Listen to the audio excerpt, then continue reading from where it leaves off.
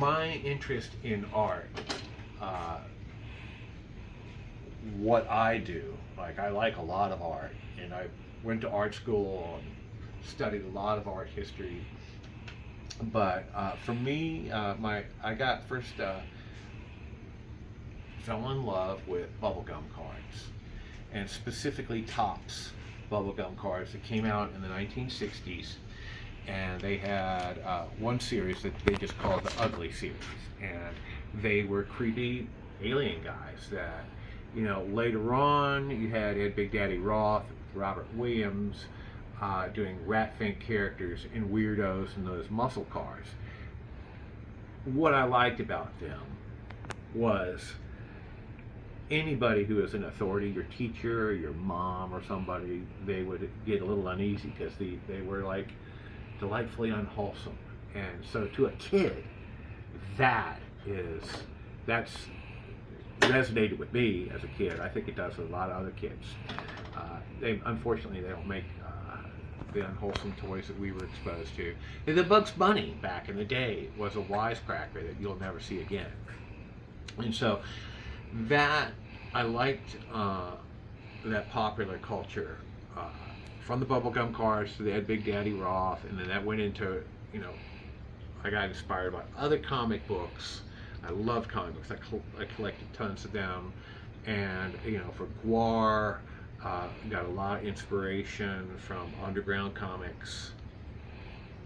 A lot of the humor, and all this went back to an era where you were supposed to push the envelope of censorship and outrage as far as possible. And it's fuck you if you can't take a joke. This is what the Sexecutioner does. And so artist-wise, there's a lot of, like I mentioned, Robert Williams, who I got to know. He's a great man, and he was generous enough to let me hang out with him, and he can come to our shows. And as does, I love Joe Coleman's work, and I met his publicist, and she hooked me up with him, and he's like one of my best friends. He introduced me to Bambi. And most of my artists that inspired me, they're either comic book artists, illustrators from magazines from the 50s. Most of these guys are no name. The only name that comes to mind is like Norm Saunders. He did a lot of bubblegum cards and stuff too. And then there were, when I went to art school and I became intellectual, I got into surrealist artists. Everybody from Ernest Fuchs to Yais Tangoy to Salvador Dali. I got,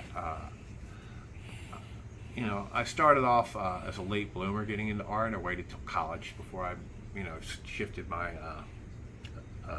major, and I wanted to work on my foundation of my understanding before I really plunged into what skill set I was going to outfit that with. And I just changed my mind. I was a great, college kid.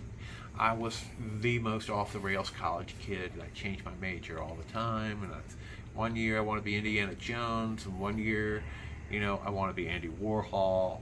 But I got a lot of art exposure that way. And I took a lot of classes in theory and criticism. And the closer I got to what they call contemporary art, the more I became disenchanted with it. And eventually I became a rebel. I came up with what I call the anti-art equation. And I tried to infuse that into Guar. And so basically the anti-art equation is an equation that's made up of all the things that they tell you not to do in art school. And so if they tell you that, rubber's not an art material, you can't make art with rubber, fuck if I won't. You tell me that comic books aren't art. You tell me that punk rock isn't music. You tell me that horror movies are schlock and they're not really fine film. You know, science fiction, all these things that are popular culture that we get into that, you know, people don't really, you know, aren't going to brag about on the daily news because of this, I don't even want to go, what I call the message, you know, the homogenizer. So we weave all these things that I was into already, that people told me not to do, into this tapestry, the anti-art equation that everybody else in Guar was on board with, and we went with that. Well, Sexecutioner, the first Sexecutioner was the Executioner, and he was in like 3 or 4 local shows. It's by Spike Delaney, my best friend, and he was a guy that wasn't encumbered by a musical instrument, and he could come on stage and he like killed a goat or a unicorn. I killed the first unicorn, but that was another weird one. Anyhow, so he would do that, eat the guts, and just look badass on stage. Then he went back to school. We lost him, and so I filled in his spot. It took me a long time to get it together. I went through a lot of clumsy costume work, you know, but a lot of inspiration came from, you know, we played a lot of Dungeons and Dragons, and so Warhammer books were a lot of research book for us, you know, and so, you know, so that influenced the original Sexecutioner outfit and the second one, you know, in terms of costuming, you know, because it was already, you know, you had these medieval characters that already had armor and stuff, you know, they were incredibly, you know, you can't outdo these guys with their imagination. So I didn't directly steal anything, I just was inspired.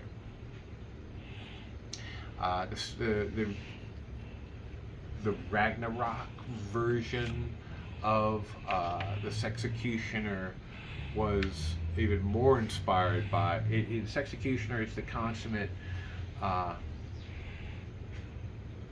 the sex addict, or he is a dungeon master to the galaxy,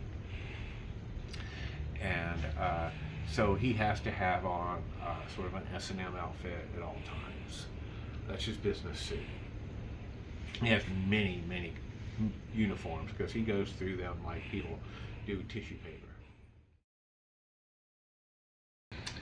The origin of Frenchie goes back to about 1988, 89, and you know, I happened to be working with Brocky on our costumes, and we were just like making stuff that looked weird and cool, and like we were best friends then. And he like put this crude skull with these really crude wings together on a helmet, and then he like, you know, in his own way, you know, he put a mustache on it and started laughing, and he goes, the French demon, and oh, Frenchie. And so, you know, a lot of the, that's how a lot of Guar lore started, was when we're working together, we come up with, I mean, oh yeah, the French demon, that's what happens. It's like, once we've killed you, he comes in and he takes your soul and flies it away to our soul counting cauldron, you know, for shits and giggles later on. When I would go to conventions, which I didn't really do, they told me, hey, you know, I was like, you know what I'd like to do? I'd like to go to these comic book conventions, and I'd like to be able to like talk war stuff there. And so they could work the conventions. Occasionally they'll get invited to them, but they never took me. And so I bought, you know, Arthur Marks got the convention banner. I spent all his money on this shit. Here's the iguana. Oh, well, this is an iguana I did for that artist. And here's the 50-footer I did when I got moved on to the tugboat. Got in the newspaper. And then I worked doing Lion King, Into the Woods puppets. Here's Flopsy. And I played Flopsy. And, you know, different props that I made over the years. A lot of times I do special effects.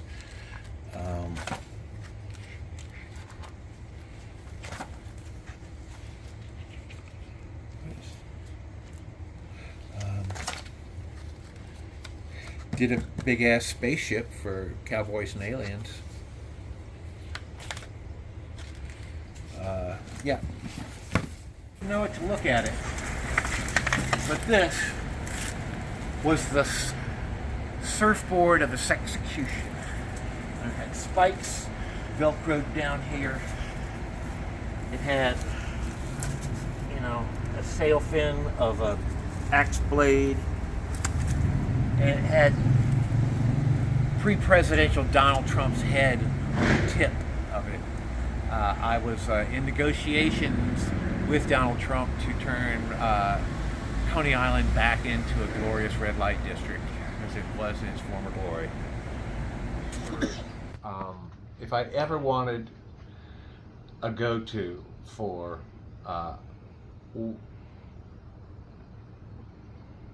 something, I would just say, what would make my mother cry?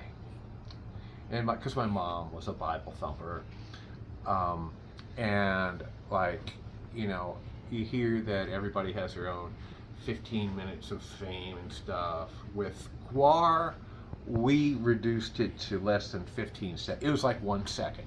You have 1 second to jam all this anti-art information into a fan in the front row. And you've seen them. You've been there. This has happened to you, where you could not look away. You saw something that you could not describe to anybody, and you loved it, and you fell down on your knees so hard that you broke your kneecaps. And so, between the other GWAR members, especially like Rocky, we like go, oh, look at all the kneecap juice here after this show. It must have been good. And that was our code word for, you know, what we like to do. Oh man, I really broke my kneecaps that time. And so put that in your lexicon. Back in about 1996, 97, Don and I had our own company, Hyperreal Productions. And one of the things that I got hired to do was to refurbish and install a 50-foot iguana statue for artist Bob Wade on a pier in New York. And so I installed it there, and I instantly made all these friends and got all these job offers, and things weren't doing too well for GWAR back then. And I decided to see what happened if I went to New York.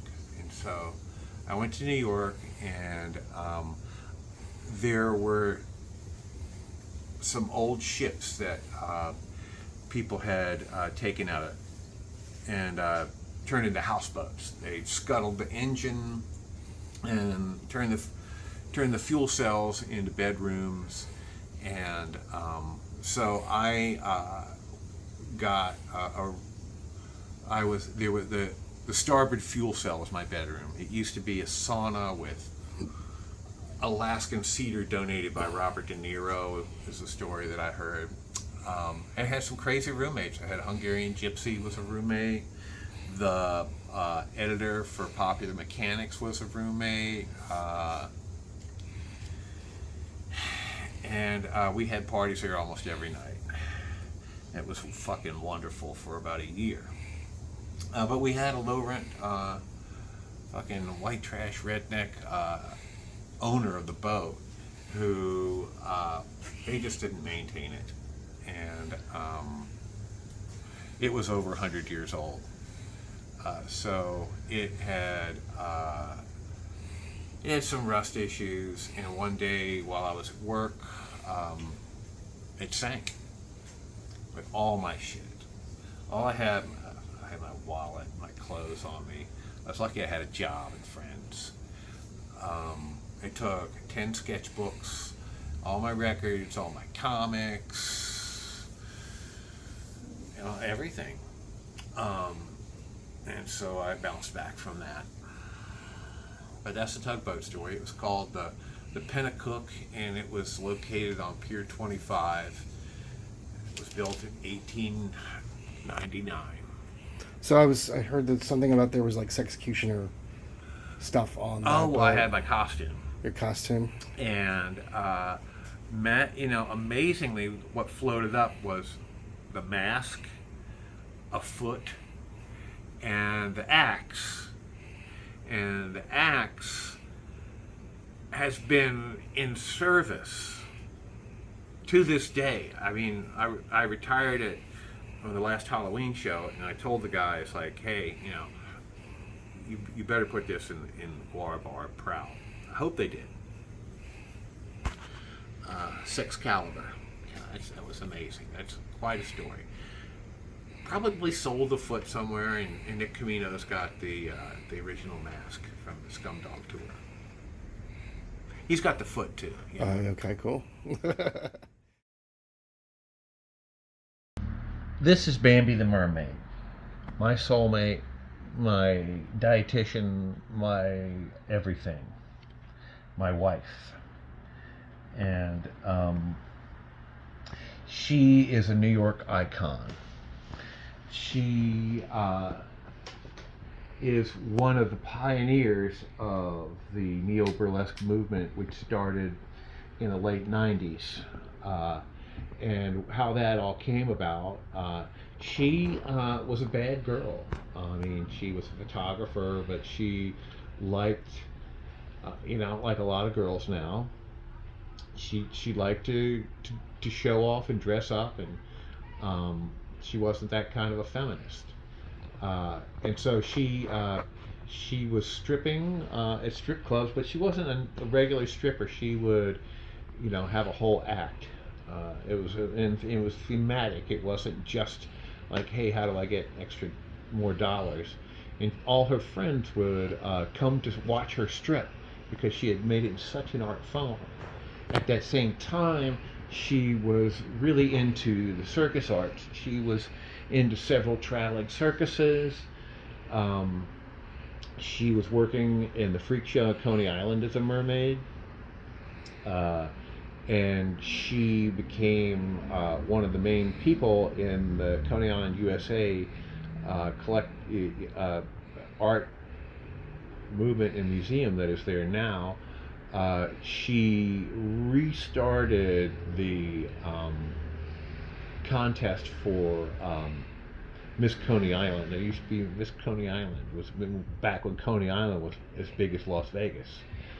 And so she does that. She won the first one, and now she presents that every year. She has the longest running burlesque venue in the world, and I kind of think that makes her the queen of burlesque for New York.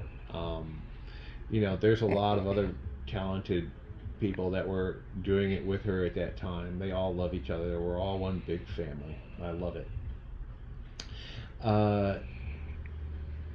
She's now an Emmy Award winning stylist for mostly television commercials. She's responsible for making sure that I look good. She's just there's so many things about her. She was married to Indian Larry originally, a famous New York motorcycle stuntman and builder, and just shaman. He was I'd like to think I was a kindred spirit, with my own personal spirituality and appreciation of history and such like that. I can't believe I haven't run out of things to say about her, but she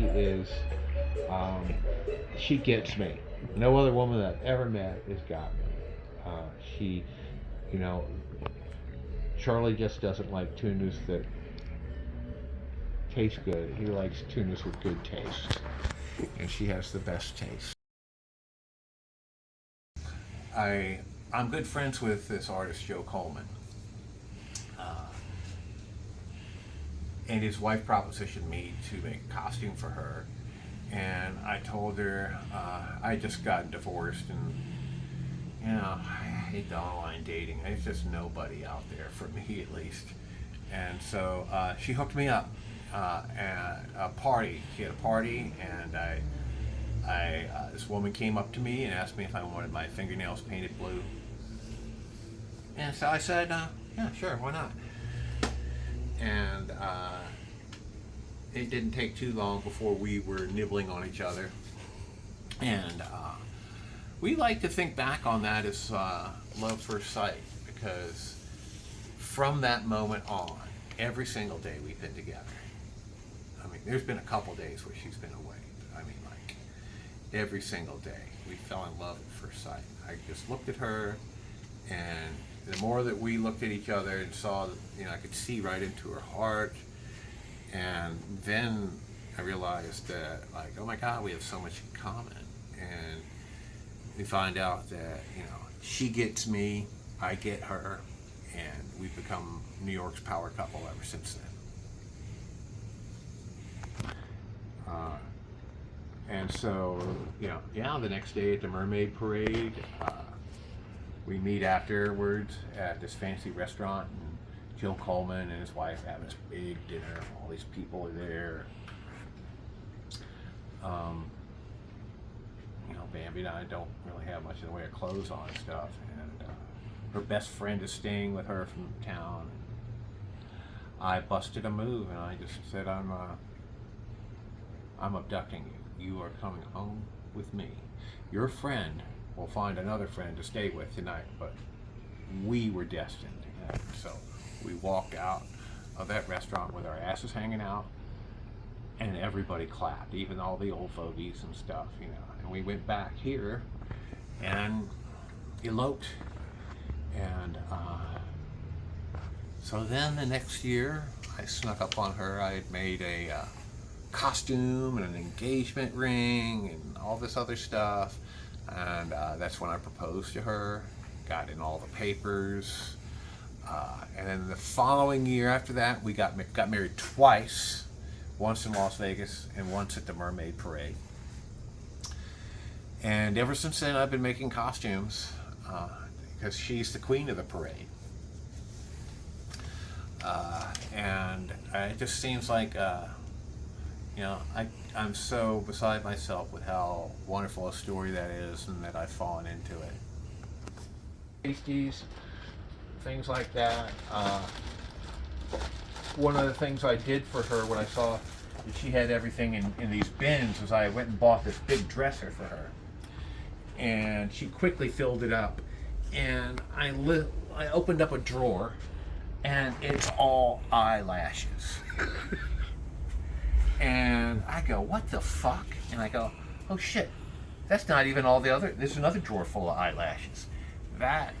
Expand that over just about anything that you can think of from,